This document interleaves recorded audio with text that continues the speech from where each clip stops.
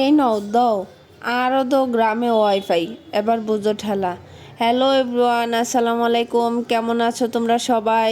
আশা করি তোমরা সবাই ভালো আছো। তাসনিম আরাফ অ্যান্ড আয়াতের পেজে তোমাদের সবাইকে স্বাগতম। আজকে রান্না বান্না করতে করতে তোমাদের সাথে একটু গল্প করব।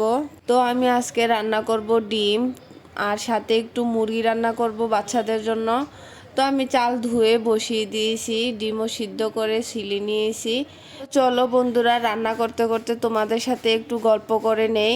তো ভিডিওর প্রথমে আমি একটা কথা বলেছিলাম যে দাও আরও দাও গ্রামে ওয়াইফাই, এবার বোঝো ঠেলা।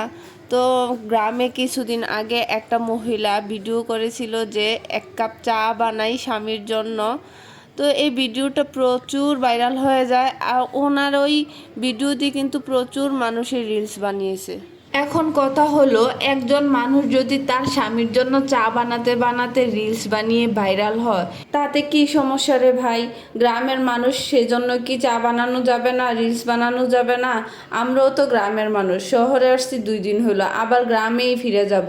শহরের মানুষ কয়জন আছে? আমরা গ্রামের মানুষরা শহরে আসছি বলেই তো শহরে এত মানুষ, তাই না? শহরের মানুষের ওয়াইফাইয়ের প্রয়োজন আছে, গ্রামের মানুষের কি প্রয়োজন নাই? অবশ্যই প্রয়োজন আছে। তো আমার কথায় কিন্তু কেউ কষ্ট পাবেন না। আমার বাসার পাশে একটা নারকেল গাছ আছে, আমার নারকেল গাছ খুবই পছন্দ, সেজন্য আমি এই নারকেল গাছটা ভিডিও করেছিলাম। আপনাদের কার কার নারকেল গাছ পছন্দ অবশ্যই কমেন্টে জানিয়ে যাবেন। তো আমার ভাত আর ডিম রান্না হয়ে গেছে, আর আমি বাবুদের জন্য একটু মুরগি নিয়ে নিছি।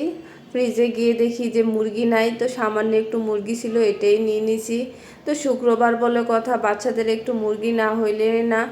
তো এখানে আমি মুরগিটা দিয়ে প্রথমে পেঁয়াজ, হলুদ, আদা, লবণ, মরিচ, তারপরে সব রকমের মশলা দিয়ে একটু মেখে নিব। আমার বাচ্চারা এভাবে মুরগি খেতে খুবই পছন্দ করে, সেই জন্যই আমি এভাবে রান্না করেছি। আর যদি ফ্রাই করে রান্না করে আমার ছোটো বাবু খেতে পারে না, শক্ত হয়ে যায়, সেজন্য আর আমি ফ্রাই করি নাই।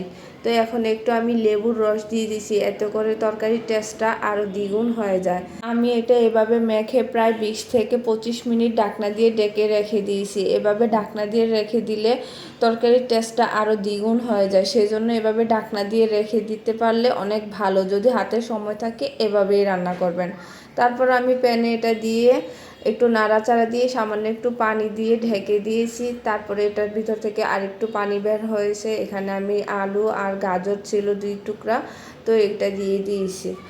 তরকারিটা রান্না করার পর তরকারিটা এত মজা হয়েছে না, বাচ্চারা খুবই পছন্দ করেছে।